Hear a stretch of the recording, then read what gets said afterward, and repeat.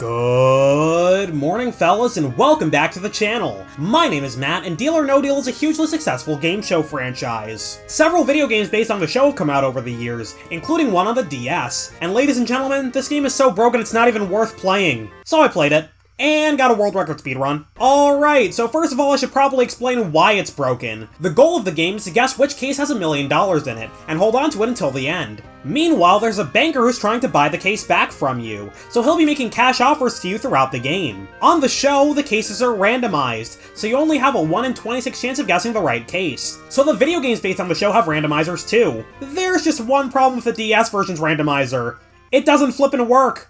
Like, at all. Anytime you turn on your DS to start playing the game, the randomizer is supposed to kick in, but for whatever reason it just doesn't. That means that each case will always have the same amount of money inside. The placements vary for each copy of the game, but I have the million in 24 and the penny in 26. This will always be the case when I start up the game. The randomizer only works properly if you play a second game without turning off your DS. When the entire point of the game is the random dollar values inside the cases, this is quite literally the worst possible glitch the game could have. Most people aren't going to play multiple games in one sitting, so it's entirely possible to just never realize the game has a randomizer at all. Deal or No Deal DS is rated as one of the worst video games of all time. Out of over 20,000 games on Metacritic, Deal or No Deal sits at 10th to last. Truly the bottom of the barrel. But honestly, you could argue that this is genuinely the worst game of all time. Folks have dunked on Sonic 06 and Ninja Man and Superman 64 a fair bit, but at least there's some sort of gameplay there. Deal or No Deal has nothing. There's no skill involved, there's no stakes, and since the randomizer is broken, there's no element of luck either. Literally the only thing you have to do to win is memorize one number.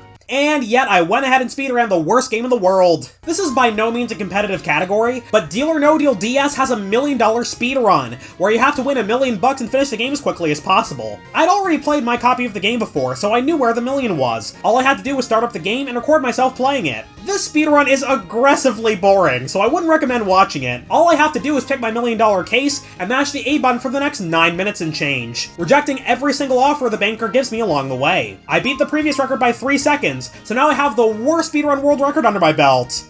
Yay! Deal or No Deal isn't a horrible game show by any means. Personally, I quite like it, but it doesn't translate well into a video game. Big money game shows are compelling to watch, because the money can genuinely change people's lives for the better. But if you win $1 million in a Deal or No Deal video game, nothing changes in any meaningful way. If you do badly in one game, you can go back and play again. But on the show, the contestants know this is their one chance to win big, which makes Deal or No Deal a show that's actually worth watching. Other game show video games are actually worth playing, because there's some sort of skill or competition involved. Jeopardy tests your knowledge of trivia, or if you're like me, it tests your ability to beat your cousin in a buzzer race, regardless of if you actually know the answer, and pick a multiple choice response at random.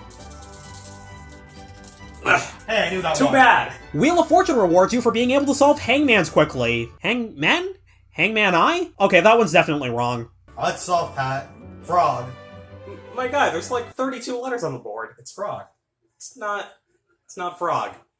It's frog. It's not frog. To win on Family Feud, you need an idea of what other people are like, and how the general population might respond to a survey question. He asked 100. Pass.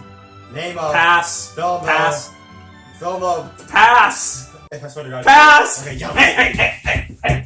Winning other game show games feels way more rewarding, because ultimately you need some kind of skill to do so. Deal or No Deal doesn't require any skill, and there are no stakes whatsoever, and in the DS version there's no luck involved either. There's just not much satisfaction to be had with a game like this. Whoopee, I won $1 million, who cares? It's a weird pick for worst game of all time, but when you take a mediocre video game concept, then turn it into a game that's broken on literally the most fundamental level, I think it's a valid argument to make. If you met Howie Mandel on Deal or No Deal stage, and he immediately pointed to the $1 million case, Deal or No Deal would be a horrible show.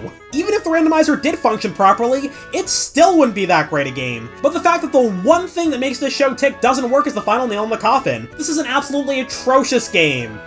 And yet I still played it. What am I doing with my life? Well, that's all I got for today, and I did not finish writing an outro for this video. Bye.